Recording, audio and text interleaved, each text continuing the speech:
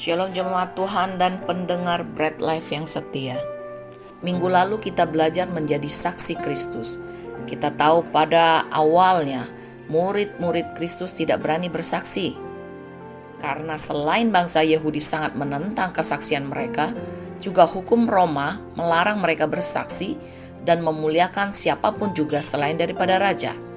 Sehingga banyak murid-murid Tuhan dikejar, disiksa bahkan dibunuh karena kesaksian mereka. Kita bisa baca itu dalam Kisah Para Rasul 9 ayat yang pertama sampai yang kedua.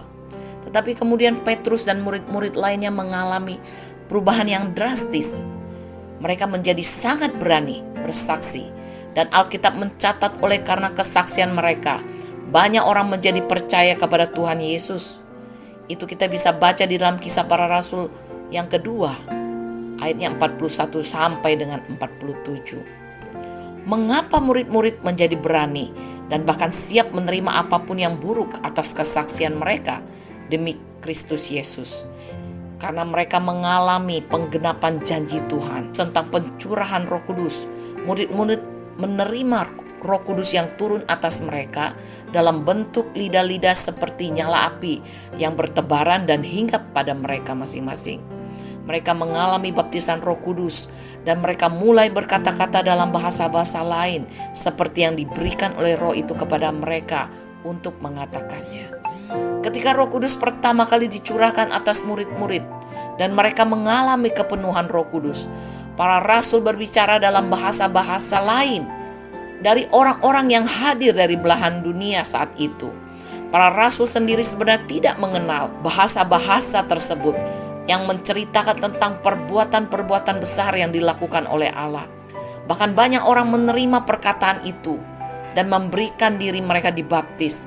Dan pada hari itu jumlah mereka bertambah kira-kira 3.000 jiwa. Setiap orang yang percaya dan menerima Yesus sebagai Tuhan dan Juru Selamat sudah memiliki Roh Kudus dalam dirinya. Tetapi untuk menjadi saksi yang efektif seperti yang dilakukan Petrus tersebut di atas memerlukan baptisan atau kepenuhan Roh Kudus. Meskipun demikian, seorang yang sudah mengalami baptisan atau kepenuhan Roh Kudus tidak berarti tidak beriman atau lebih berkenan kepada Allah.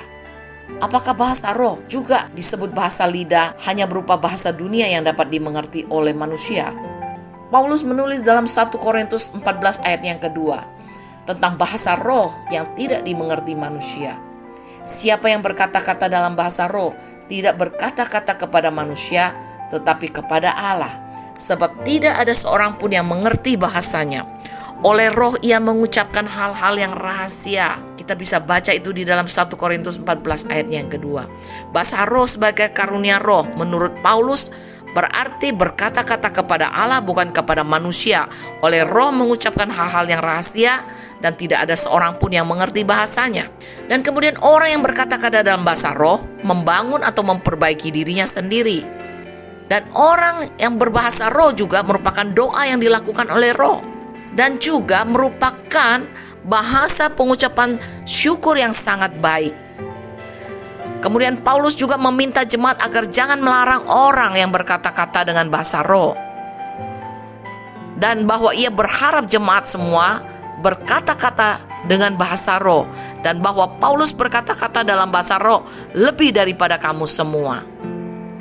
Jadi dalam 1 Korintus 14 ditulis sebagai petunjuk yang tepat dari karunia bahasa roh supaya bahasa roh dapat bermanfaat meneguhkan gereja Tuhan. Perkataan-perkataan itu harus ditafsirkan ke dalam bahasa yang dapat dipahami oleh orang-orang Kristen yang berkumpul saat itu.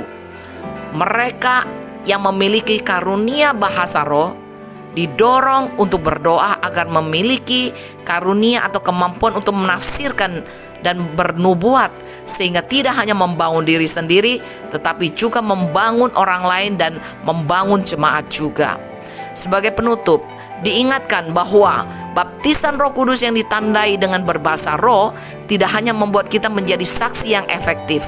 Terlebih penting kita juga harus menjadi pribadi yang lebih baik yang dapat dilihat dan dirasakan oleh orang lain.